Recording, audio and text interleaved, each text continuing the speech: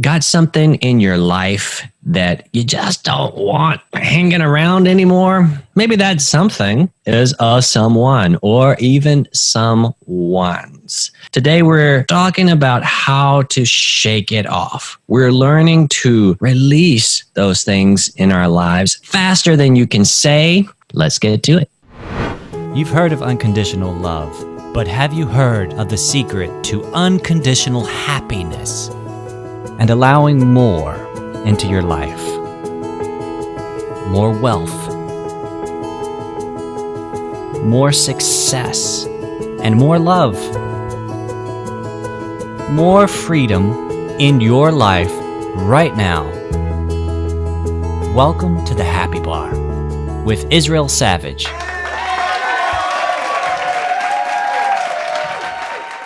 We talked about where your attention goes, energy flows, power flows, being aware of where you put your power. We talked about how it can be deceptive. When you pick up any topic, it's two topics, the having of it and the not having of it. And whichever you have the more practiced habit of thought about is the one you're going to affirm or agree with or make more of as you pick up that topic. So it's best not to pick up the topic until you're in a good feeling place and to focus on something else. Otherwise, you're going to practice the thing you want, or you're going to practice the thing you don't want rather than the thing you do want. As I go out in the day, and it's easy to lose presence, it's easy to lose focus and how you determine your day. Because where one thing I say about doing the profession that I'm doing right now for income, it's definitely a profession that I've witnessed that you attract what you are. You are a grumpy driver, you will attract grumpy customers. And I've seen it. I've actually seen it. And if you practice a certain type of jovial, you attract more jovial experiences. So witnessing it, that's like what I want is more jovial experiences. So sometimes when I leave the house, I'll say, I am in alignment with customers that are professional, fun, generous, kind, and I'll speak that out ahead of me before I go and get in and start my day. And then I have to practice my attitude because I can get in a funk. Someone gives me the finger or I'm in traffic and things of that nature. And I literally go, and it helps me and I have to remind myself. And sometimes I like this teacher, Eckhart Tolle, I think it was Eckhart Tolle. And I remember him giving an example of a duck that he watched at a park. And when ducks go, and then one of the ducks, they'll go, when they leave each other, they'll shake. And he took that as saying from what he was observing that the duck was shaking off the experience so it can become more present again. I actually do that. I shake off. I shake. Just from hearing that story, I actually go back to that story and literally shake. If you focus on anything, then everything opens up. And so whether it's a shake or you focus on the sound of your breath or anything like that, it can help you reset. At work, I find myself, I'm in such hundreds of employees with whom I work with, and it can get into a complaining type of, in my position, I'm team member services, it's HR.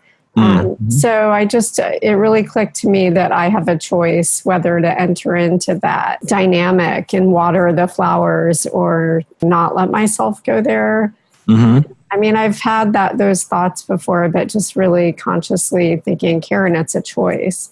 And then applying that to friends or an audition room, acting, just even discussion, hearing people talk and letting myself, even if I don't talk with them or even go sit with a group like that. The place that all of this starts is making how you feel the most important thing to you in your life. And if you decided to do that, okay, how I feel is going to be my priority over everything else. If that's something that you've decided you want to do, then the next most important thing is really being honest with yourself without judgment about what you can handle and what you can't in that moment. And it changes day by day. Sometimes we're a little more practiced in a certain way of being than we are another day. And what I mean by that is if how you feel is the most important thing and you're in a customer service or human resources job, you can do your best not to agree with the complaints, but then you start to feel like I'm agreeing with them emotionally. I can feel like I was up here and feeling great and now I'm feeling a little more down. Some of this stuff is stuck.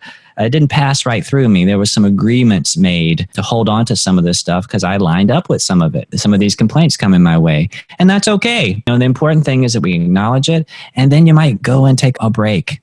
Go take a walk. You might have to take a 5-minute break or a breather or do a little Harlem duck shake to shake it off, to reset, whatever it is for you, rather than just pushing through. Really acknowledging that, honoring that. And that's all it is, because we're going to feel unpleasant things and we want to feel unpleasant things. But if our priority is feeling good and our own well-being first, then we're also going to build in some moments of reset, some moments of breathing, some moments of taking a walk or just going to get a coffee. Even if you don't drink coffee, just walk down to the break room and walk back just to reset.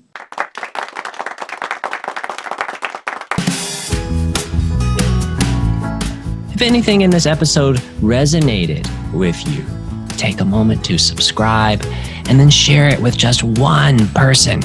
It's our mission to make the world a happier place, one insight, one shift, one share at the time. Just one button click from you might be the very thing that helps someone else's life click into place. Until next time.